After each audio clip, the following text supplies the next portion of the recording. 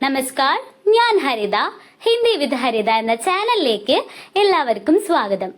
ഇന്നത്തെ ക്ലാസ്സിൽ നമ്മൾ പഠിക്കാൻ പോകുന്നത് റൈൻ ബസേരെ മേം എന്ന യാത്രാവൃത്താണ്. അമൃതലാൽ വേഗഡാണ് ഇത് എഴുതിയിട്ടുള്ളത്. യാത്രാവൃത്തി എന്ന് പറഞ്ഞാല് യാത്രാ വിവരണം എന്നാണ്. അപ്പൊ നമുക്ക് നമ്മുടെ യാത്രാ വിവരണത്തിലേക്ക് കടക്കുന്നതിന് മുന്നേ നമ്മൾ ലേഖകനെ കുറിച്ച് ടെക്സ്റ്റിലുള്ള കാര്യങ്ങളൊന്ന് വായിച്ചു നോക്കാം. റൈൻ ബസേരെ മേം എന്നാണ് നമ്മുടെ ചാപ്റ്ററിന്റെ പേര്. റൈൻ എന്ന് പറഞ്ഞാല് രാത്രി എന്നുള്ള അർത്ഥമാണ് വരുന്നത്. റൈൻ ബസേര എന്ന് പറഞ്ഞാല് രാത്രി ചെലവഴിക്കുന്ന സ്ഥലത്തിനാണ്. മലയാളത്തിൽ ഇതിന് സത്രം എന്നൊക്കെ അർത്ഥം വരും. ഈ രാത്രിയിൽ കിടക്കാൻ വീടില്ലാത്തവർക്കും വഴിയാത്രക്കാർക്കും ഈ പാവപ്പെട്ടവർക്കൊക്കെ കിടക്കാൻ വേണ്ടി ഉണ്ടാക്കുന്ന ഷെൽട്ടറാണിത് കേട്ടോ. ഇപ്പൊ ഡൽഹിയിലൊക്കെ റൈൻ ബസേര എന്ന് പറഞ്ഞ് ഷെൽട്ടറുകൾ വരെ നിർമ്മിച്ചിട്ടുണ്ട്. അപ്പൊ നമുക്കിനി നമ്മുടെ യാത്രാ വിവരണത്തിലേക്ക് കടക്കാം. കഴിഞ്ഞ ക്ലാസ്സിൽ യാത്രാ വിവരണത്തിന്റെ കുറച്ച് ഭാഗമായിരുന്നു എടുത്തിട്ടുണ്ടായിരുന്നത്. അപ്പൊ അതിന്റെ ബാക്കിയാണ് ഇന്ന് എടുക്കുന്നത്. അതിനു മുൻപ് ഇതുവരെ എടുത്തിട്ടുള്ളത് പെട്ടെന്നൊന്ന് പറഞ്ഞു തരാം. അമൃതലാൽ വേഗഡും തന്റെ സഹായിയായ ചോട്ടുവും 1997 ഒക്ടോബർ 11 നർമ്മദാ നദിയുടെ തീരത്ത് കാൽനടയാത്ര നടത്തുകയായിരുന്നു. അവര് അപകടകരമായ ഒറ്റയടിപ്പാതയിലൂടെയൊക്കെ കടന്നുപോയി കറുത്ത മേഘങ്ങൾ ഉരുണ്ടുകൂടി നിൽക്കുന്ന സമയത്ത് എങ്ങനെയോ പത്തോട എന്നുള്ള ഗ്രാമത്തിലെത്തി. വെള്ളത്തിനോടുള്ള പേടി കാരണം അവർ ആ ഗ്രാമത്തിൽ തന്നെ അന്ന് നിന്നു. നമ്മുടെ ലേഖകനും സഹായിയായ ചോട്ടുവിനും വേണ്ടി ഒരു ഗ്രാമീണൻ അമ്പലത്തിന്റെ വരാന്ത ചിത്രത്തിന്റെ മുകളിൽ എഴുതി കൊടുത്തിട്ടുണ്ട്. മന്ദിർ കാ ബരാംദ രാത്രി താമസിക്കാൻ വേണ്ടി തുറന്നു കൊടുത്തു. നമ്മുടെ ലേഖകൻ ഈ യാത്രാവൃത്തില് പറയുന്നുണ്ട്, ആജ് യഹി ബരാംദ ഹമാര റൈൻ ബസേര ഹെ. ഇന്ന് ഈ വരാന്തയാണ് ഞങ്ങളുടെ രാത്രി താമസിക്കുന്ന സ്ഥലം എന്ന്. അപ്പൊ അതിനൊക്കെ ശേഷം ചോട്ടു ഗാക്കഡ് എന്ന ഭക്ഷണം ഉണ്ടാക്കുന്ന സമയത്ത് വെള്ളം വരികയുണ്ടായി. ഇത് കർഷകർക്ക് വലിയ നഷ്ടം ഉണ്ടാക്കും എന്നൊക്കെ ലേഖകൻ ഈ രചനയിൽ പറയുന്നുണ്ട്. അങ്ങനെ അവര് ഉറങ്ങുന്ന സമയത്ത് നമ്മുടെ ലേഖകന്റെ അടുത്ത് ഒരു വ്യക്തി ചുരുണ്ടുകൂടി കിടക്കുന്നുണ്ടായിരുന്നു. ആദ്യം അയാള് സൈലന്റ് ആയിരുന്നു. പിന്നെ ഇങ്ങനെ കിടന്നിട്ട് പിറുപിറുക്കാനും ഒച്ചത്തിൽ ചിരിക്കാനൊക്കെ തുടങ്ങി. അപ്പൊ ഈ ലേഖകനും ചോട്ടും ഇയാൾക്ക് ഭ്രാന്തായിരിക്കാം എന്നൊക്കെ വിചാരിച്ചു. പിന്നെ കുറച്ച് സമയത്തിന് ശേഷം ഇയാള് ഒരുപാട് ദേഷ്യപ്പെടാൻ തുടങ്ങി. ഇങ്ങനെ ചിത്രങ്ങളൊക്കെ തന്ന് പഠിപ്പിച്ചു തരുന്നത് നിങ്ങൾ ചെറിയ ചെറിയ കാര്യങ്ങൾ ഓർത്ത് വെക്കാൻ വേണ്ടിയിട്ടാണ്. അപ്പൊ കഴിഞ്ഞ ക്ലാസ്സിൽ നമ്മൾ ഇതുവരെ ആയിരുന്നു എടുത്തിട്ടുണ്ടായിരുന്നത്. നമുക്ക് ബാക്കി വായിച്ചു നോക്കാം. ഹംനെ കോയി ജവാബ് നെഹി ദിയ. ജവാബ് എന്ന് പറഞ്ഞാല് മറുപടി. ഞങ്ങൾ മറുപടി ഒന്നും നൽകിയില്ല. വഹ് ജോർ സേ ചീക്ക. അയാൾ ഉച്ചത്തിൽ അലറി വിളിച്ചു. ഹം ലോഗ് ഉഡ് ബേട്ടെ. ഞങ്ങൾ എഴുന്നേറ്റിരുന്നു. മേനെ കഹ. ഞാൻ പറഞ്ഞു. ജിനോനെ യഹ് മന്ദിർ ബൻവായാ ഹെ ഉനോനെ ഹമേ യഹാ ടെഹരായാ ഹെ. देखिए यह दरी और यह बाल्टी भी उन्होंने ही दी है. ജിനോനെ യഹ് മന്ദിർ ബൻവായാ ഹെ. ആരാണോ ഈ ക്ഷേത്രം പണിതത് ഉണ്ടാക്കിയത്, ഉനോനെ ഹമേ യഹാ ടെഹരായാ ഹെ. അവരാണ് ഞങ്ങളെ ഇവിടെ താമസിപ്പിച്ചത്. ദേഖിയെ എന്ന് പറഞ്ഞാല് നോക്കൂ. യഹ് ദരി ഔർ യഹ് ബാൽട്ടി ബി ഉനോനെ ഹി ദി ഹെ. ഈ പരവതാനി, അതായത് ഈ കട്ടിയുള്ള നൂലിന്റെ കടയ്ക്കും ബാൽട്ടി എന്ന് പറഞ്ഞാല് ബക്കറ്റും അവര് തന്നതാണ് എന്ന് നമ്മുടെ ലേഖകൻ പറയാണ്. ലേക്കിൻ വഹ് പാഗൽ ജോ ഥാ ഊൽ ജലുൽ ബക്നേ ലഗ. ലേക്കിൻ എന്ന് പറഞ്ഞാല് പക്ഷേ പാഗൽ ഭ്രാന്തനാണ്. പക്ഷെ അയാൾ ഭ്രാന്തനായതുകൊണ്ടാകാം ഊൾ ജലുൽ ബഗ്നേ ലഗ. ഊൾ ജലുൽ ബഗ്ന എന്ന് പറഞ്ഞാല് ഒരു മുഹാവരയാണ്. അതായത് തനതായ അർത്ഥമുള്ള പദപ്രയോഗങ്ങളാണ് മുഹാവര എന്ന് പറയുന്നത്. ഇപ്പൊ നമ്മുടെ ടെക്സ്റ്റില് ഇങ്ങനെ കൊടുത്തിട്ടുണ്ട് മുഹാവര തന്നിട്ട് അതിന്റെ അർത്ഥം എന്താണെന്ന്. അപ്പൊ ഈ വാക്കിന്റെ അർത്ഥം ബേകാർക്കി ബാത്തേൻ കെഹന, അതായത് മണ്ടത്തരങ്ങൾ പറയാ, ആവശ്യമില്ലാത്ത കാര്യങ്ങൾ പറയുന്നതിനാണ്. ഇപ്പോ നമ്മുടെ മലയാളത്തിൽ നോക്കുകയാണെങ്കിൽ വായില് വെള്ളം വന്നു എന്ന് നമ്മൾ എപ്പോഴാ പറയാ? കൊതി വരുമ്പോ അല്ലെങ്കിൽ എന്തെങ്കിലും ഫുഡ് കഴിക്കാൻ തോന്നുമ്പോ പറയുന്നതാണ്. അതുപോലെയുള്ള ഒരു വാക്കാണ് ഈ ഊൽ ജലുൽ ബഗ്ന എന്നുള്ളത്. അപ്പൊ എന്താണ് മുഹാവര എന്നുള്ളത് മനസ്സിലായല്ലോ. അപ്പൊ ഇവിടെ പറയുന്ന എന്താണ്? എന്നാൽ അയാൾ ഭ്രാന്തനായതുകൊണ്ടാകാം മണ്ടത്തരങ്ങൾ ഇങ്ങനെ പറയാൻ തുടങ്ങി. ആവശ്യമില്ലാത്ത കാര്യങ്ങൾ അയാൾ ഇങ്ങനെ പറയാൻ തുടങ്ങി. അപ്പനെ ആപ്കോ CID ഇൻസ്പെക്ടർ ബത്താനേ ലഗ. അയാളെ തന്നെ CID ഇൻസ്പെക്ടർ ആണെന്ന് പറയാൻ തുടങ്ങി. क्या समझते हो मैं सादे वेश में रहकर चोरों का पता लगाता हूँ. ചോർ എന്ന് പറഞ്ഞാല് കള്ളൻ. അപ്പൊ അയാള് പറയാണ്, എന്താ വിചാരിച്ച, എന്താ മനസ്സിലാക്കിയ, ഞാൻ സാധാരണ വസ്ത്രത്തിൽ ഇരുന്നുകൊണ്ട് കള്ളന്മാരെ കണ്ടുപിടിക്കും. ഉസ്കെ സവാൽ ബേസിർ പേർ ഖേത്തെ. സവാൽ എന്ന് പറഞ്ഞാല് ചോദ്യം, ബേസിർ പേർ എന്ന് പറഞ്ഞാല് അതും ഒരു മുഹാവരയാണ്. അതിന്റെ അർത്ഥം വരുന്നത് അർത്ഥശൂന്യം എന്നാണ്. അയാളുടെ ചോദ്യം അർത്ഥശൂന്യമായിരുന്നു എന്നാണ് പറയുന്നത്. ജവാബ് ന ദേത്തെ തോ ചാബുക് സേ മാർനെ കി ധംകി ദേത്താ. ജവാബ് എന്ന് പറഞ്ഞാല് മറുപടി, ചാബുക് എന്ന് പറഞ്ഞാല് ചാട്ടവാറ്, ധംകി എന്ന് പറഞ്ഞാല് ഭീഷണി.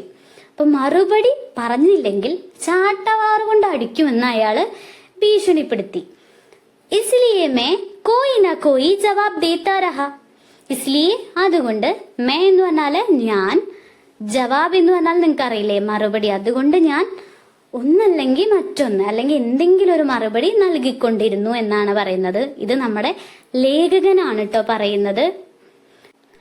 വഹ് ലഗാതാർ ചീഖ്താ ചില്ലാത്താ രഹാ. അയാൾ തുടർച്ചയായി ഇങ്ങനെ നിലവിളിച്ച് ഒച്ചത്തിൽ ഇങ്ങനെ പറഞ്ഞുകൊണ്ടിരുന്നു. ബീച്ച് ബീച്ച് മേം ഹവാ മേ ഏസെ ഹാത്ത് ഗുമാത്താ മാനോ ഹാത്ത് മേ കോടാ ഹോ. ബീച്ച് ബീച്ച് ഇടയ്ക്കിടയ്ക്ക്, ഹവ കാറ്റാണ്, ഹാത്ത് കൈയാണ്, കോട എന്ന് പറഞ്ഞാല് ചാട്ടവാറാണ്. ഇടയ്ക്കിടയ്ക്ക് വായുവിൽ ഇങ്ങനെ കൈ വീശിക്കൊണ്ടിരുന്നു. കയ്യിൽ ഇങ്ങനെ ചാട്ടവാറുള്ളത് പോലെ അയാൾ ഇങ്ങനെ കൈ വീശിക്കൊണ്ടിരുന്നു എന്നാണ് പറയുന്നത്. ജബ് ഉസ്കി നാരാസ്ഗി ബഡ് ജാത്തി തബ് ഉസ്കാ ചെഹറ ക്രോധ സേ വികൃത് ഹോ ഉടുത്ത.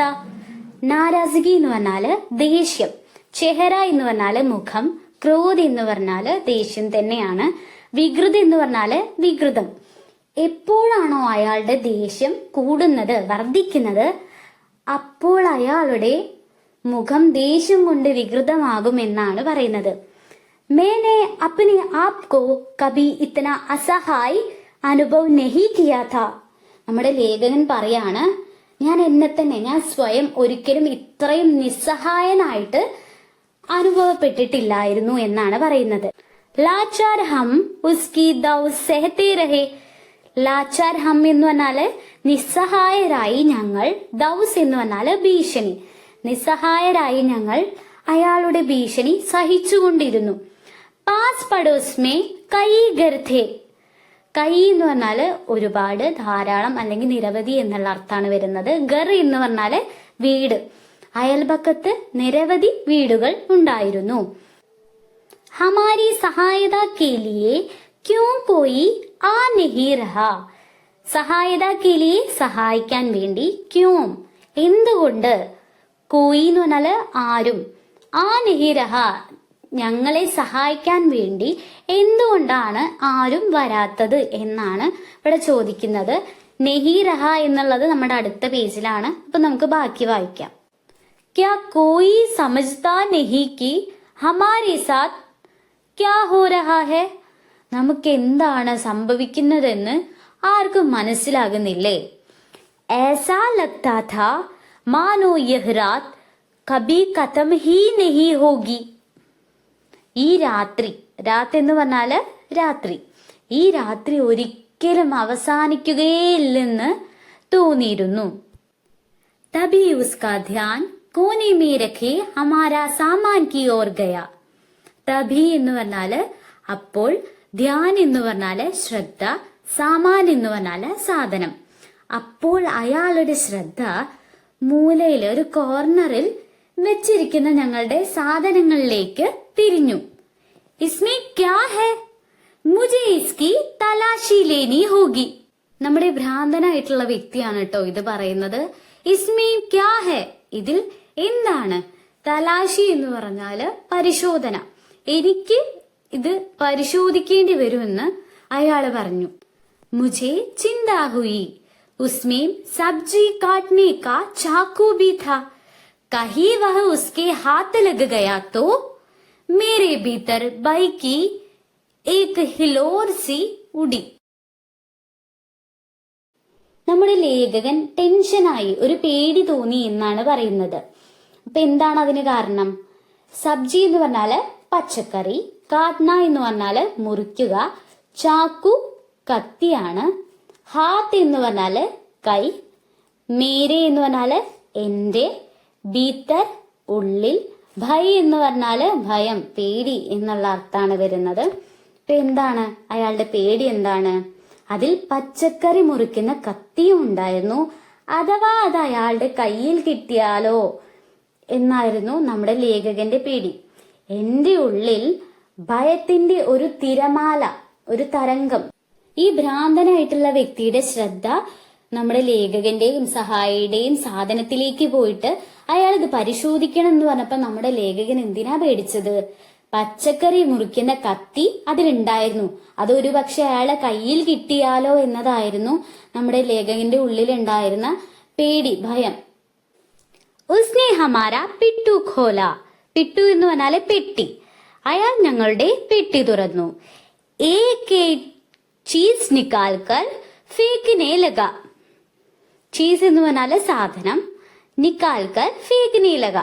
ഫേക്കിനെ ലഗ എന്ന് പറഞ്ഞാൽ എറിയാൻ തുടങ്ങി. അയാൾ ഓരോരോ സാധനങ്ങൾ ഇങ്ങനെ പുറത്തെടുത്ത് എറിയാൻ തുടങ്ങി. മേ ദം സാദെ ഉസ്കി ഹർ ഗതിവിധി കോ ദേഖ്താ രഹ. ഞാൻ ശ്വാസമടക്കി അയാളുടെ എല്ലാ പ്രവർത്തികളും നോക്കിക്കൊണ്ടിരുന്നു. ഡെറ്റോൾ കി ശീശി ഫർഷ് പർ ദേ മാരി. Dettol, Dettol. ശീശി എന്ന് പറഞ്ഞാല് കുപ്പി. ഡെറ്റോളിന്റെ കുപ്പി തറയിലേക്ക് എറിഞ്ഞു, നിലത്തേക്ക് ഇങ്ങോട്ട് വലിച്ചെറിഞ്ഞു. ഏക് ഏക് ചീസ് നിക്കാൽക്കർ ഫേക്ക് ദി. ഓരോരോ സാധനങ്ങളും എടുത്ത് വലിച്ചെറിഞ്ഞു. അയാൾ എന്ത് ചെയ്തു? ഈ പെട്ടി തുറന്ന് ഈ പെട്ടിയിലുള്ള സാധനങ്ങളൊക്കെ ഇങ്ങനെ വലിച്ചെറിയാൻ തുടങ്ങി. യഹാ തക്കി ചാക്കൂബി ഫേക്ക് ദിയ. അയാൾ ഈ സാധനങ്ങളൊക്കെ വലിച്ചെറിഞ്ഞല്ലോ, ഇതിന്റെ കൂടെ എന്തും കൂടി എറിഞ്ഞു?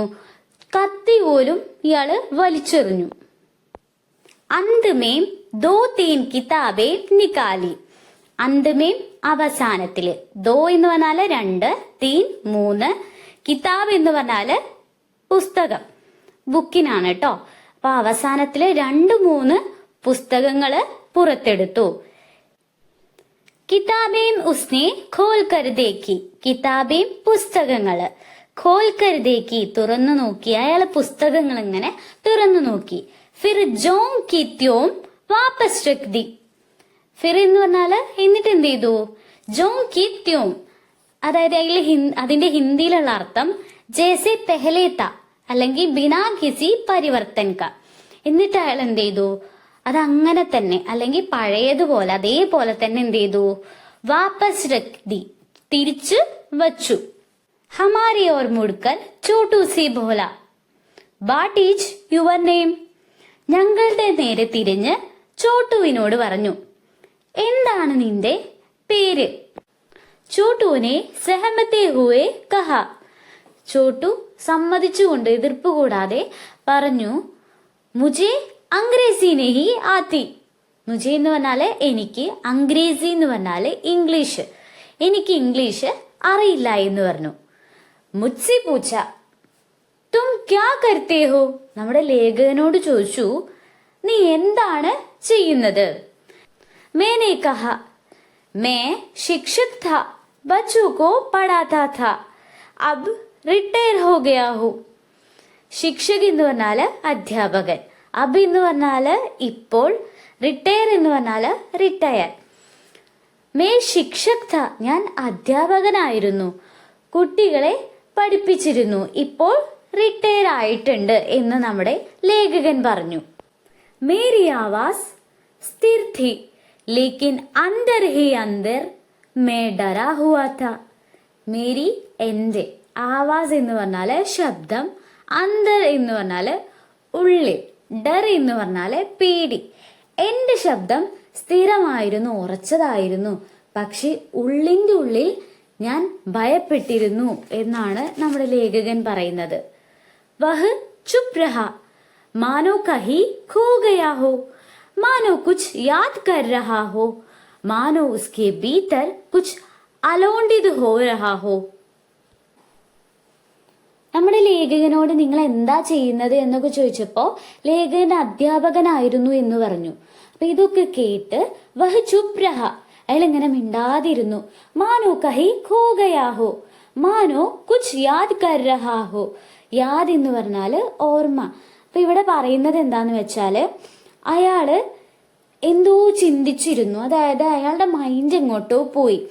അയാൾ എന്തോ ഓർക്കുന്നത് പോലെ ഇങ്ങനെ മിണ്ടാതിരുന്ന് സൈലന്റ് ആയിട്ടിരുന്നു. അങ്ങനെ ഇങ്ങനെ ഓർമ്മയിൽ മുഴുകി എന്നാണ് ഇവിടെ പറയുന്നത്. മാനോ ഉസ്കെ ഭീതർ, ഭീതർ എന്ന് പറഞ്ഞാൽ ഉള്ളിൽ, അയാളുടെ ഉള്ളില് അയാളുടെ മനസ്സിൽ എന്തോ ആലോചിക്കുന്നത് പോലെ ആയിരുന്നു അയാൾ നിന്നിരുന്നത്.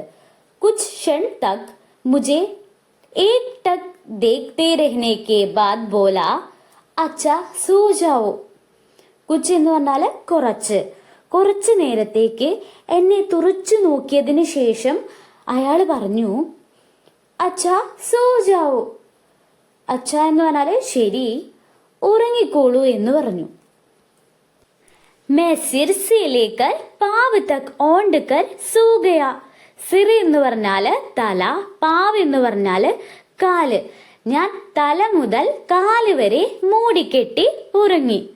സോച്ചാ ഷായദ് അബ് വഹ് ചലാ ജായേ. അയാൾ ഒരു പക്ഷെ ഇപ്പോൾ പോയേക്കുമെന്ന് ഞാൻ കരുതി, ഞാൻ ചിന്തിച്ചു എന്നാണ് നമ്മുടെ ലേഖകൻ പറയുന്നത്. തഭി ഏക്ക് വിചിത്ര ഘടന ഘടി. അപ്പോഴാണ് ഒരു വിചിത്രമായ സംഭവം നടന്നത്. നമ്മുടെ ലേഖകൻ ചുരുണ്ടുകൂടിയിട്ട് ഇങ്ങനെ കിടക്കുകയായിരുന്നു. അപ്പൊ എന്താണ്, ഒരു വിചിത്രമായ സംഭവം നടന്നു എന്ന് അദ്ദേഹം പറയാണ്. അച്ചാനക് ഉസ്നെ മേരെ പേർ ദബാനെ ശുരു കർ ദിയേ. അച്ചാനക് എന്ന് പറഞ്ഞാല് പെട്ടെന്ന്, പേർ എന്ന് പറഞ്ഞാല് കാല്. പെട്ടെന്ന് അയാൾ എന്റെ കാല് അമർത്താൻ, അതായത് മസാജ് ചെയ്യാൻ തുടങ്ങി. ഉസ്കി മസ്ബൂത് ഹാത്തോं का स्पर्श अनुभव करते ही मैं कांप सा गया. മസ്ബൂത്ത് എന്ന് പറഞ്ഞാല് ശക്തിയുള്ള, സ്ട്രോങ് ആയിട്ടുള്ള. ഹാത്ത് എന്ന് പറഞ്ഞാല് കയ്യ്, സ്പർശ് എന്ന് പറഞ്ഞാല് സ്പർശനം. അതായത് അയാളുടെ സ്ട്രോങ് ആയിട്ടുള്ള കൈകളുടെ സ്പർശനം അനുഭവപ്പെട്ടതോടെ, അതായത് അത് അനുഭവിച്ചപ്പോ തന്നെ ഞാൻ വിറച്ചുപോയി എന്നാണ് പറയുന്നത്. ഏക് ഏക് കർക്കെ ദോനോ പേർ ഖൂബ് അച്ഛി തരഹ സേ ദബായേ. ഒന്നൊന്നായിട്ട് രണ്ട് കാലുകളും നല്ല രീതിയിൽ തടവി. ഉസ്മേം ബഡി താക്കത്ത് ഥി ഫിർ ഹാത്ത് ദബായേ. നല്ല സ്ട്രോങ് ആയിരുന്നു, നല്ല ശക്തി ഉണ്ടായിരുന്നു. ഫിർ ഹാത്ത് ദബായേ. ഹാത്ത് എന്ന് പറഞ്ഞാല് കൈ, പിന്നെ കൈ തടവാൻ തുടങ്ങി. ആദ്യം തടവിയത് കാലായിരുന്നു, പിന്നെ എന്ത് ചെയ്തു, പിന്നെ കൈ തടവാൻ തുടങ്ങി. ഹാത്തോ കി ഏക് ഏക് ഉംഗലി ദബായി. ഹർ ഘടി ചിന്താ ബനി കി കഹി കോയി ഉംഗലി ചടുക്കാനതേ. ഹാത്ത് എന്ന് പറഞ്ഞാല് കൈ, ഉംഗലി എന്ന് പറഞ്ഞാല് വിരലാണ് കേട്ടോ. ഹർ ഘടി എന്ന് പറഞ്ഞാല് ഓരോ നിമിഷവും എന്നുള്ള അർത്ഥമാണ് വരുന്നത്. കൈകളിലെ ഓരോ വിരലും തടവി. ഓരോ നിമിഷവും ആശങ്കയുണ്ടായിരുന്നു. ഈ അമർത്തുന്നതിനിടയില് ചിലപ്പോ എന്റെ കയ്യിൽ ഏതെങ്കിലും വിരല് ഒടിക്കോ പൊട്ടിക്കുമോ എന്ന് നമ്മുടെ ലേഖകന് ആശങ്കയുണ്ടായിരുന്നു. ഇസ്കെ ബാദ് ഉസ്നെ മേരി മുഠ്ഠി ഖോലി. ഇസ്കെ ബാദ് ഇതിനു ശേഷം, മുഠ്ഠി എന്ന് പറഞ്ഞാല് മുഷ്ടി, കൈമുഷ്ടിയാണ് കേട്ടോ. ഖോലി എന്ന് പറഞ്ഞാല് തുറന്നു. ഇതിനു ശേഷം അയാൾ എന്റെ മുഷ്ടി തുറന്നു. ഉസ്മേ കുച്ച് രഖ, അതിലെന്തോ വച്ചു. മുഠ്ഠി ബന്ദ് കി ഔർ ചലാ ഗയ. കൈമുഷ്ടി ഇങ്ങനെ ചുരുട്ടി അടച്ചു വെച്ചിട്ട്, മടക്കി വെച്ചിട്ട് എന്ത് ചെയ്തു, അതിനുശേഷം അയാള് പോയി. ഉസ്കെ ജാതേ ഹി ചോട്ടു ने दरवाजा अंदर से बंद करके उस पर ताला लगा दिया.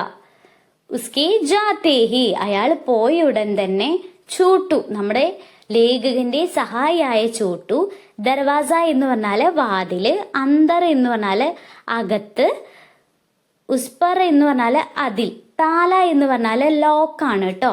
അപ്പോ അയാള് പോയുടൻ ചോട്ടു വാതിൽ അകത്ത് നിന്ന് അടച്ചിട്ട് അതിൽ പൂട്ടിട്ടു. ഹംനെ രാഹത്ത് കി സാസ് ലി.